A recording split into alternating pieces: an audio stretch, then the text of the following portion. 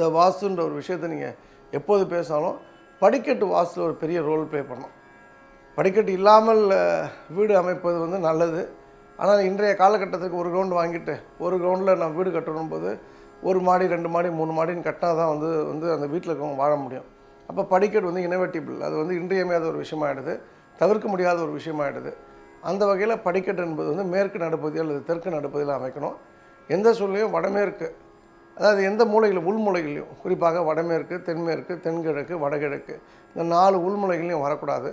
வடகிழக்கு வெளிமுனையிலையும் வரக்கூடாது. வடக்கு சார்ந்து நடுப்பகுதி சார்ந்தும் கிழக்கு நடுப்பகுதி சார்ந்தும் வரக்கூடாது. வடமேற்கு, தென்மேற்கு, தென்கிழக்கு வெளிமூலையில் வரலாம். அது ஓப்பன் ஸ்டேர்கேஸ் கேன்டிலிவராக வரணும். வீட்டில் இந்த 6 ரூலை நீங்கள் வந்து ஃபாலோ பண்ணிட்டீங்க ஒரு ஃபேக்ட்ரிலையோ பில்டிங்லேயோ அப்படின்னா, அது சக்ஸஸ்ஃபுல் வாஸ்து ஃபார்முலாக்குள்ளே நீங்கள் வந்துட்டீங்கன்னு அர்த்தம். இதில் கவனிக்கத்தக்க விஷயம் அப்படின்னு நம்ம பார்க்கணுன்னா, மற்றெல்லாம் சின்ன சின்ன விஷயங்கள். ஒரு கிச்சன் இருக்குன்னா தென்கிழக்கில் இருக்கலாம், சவுத் ஈஸ்ட் கார்னரில், இல்லைனா நார்த் வெஸ்ட் வடமேற்கில் இருக்கலாம்.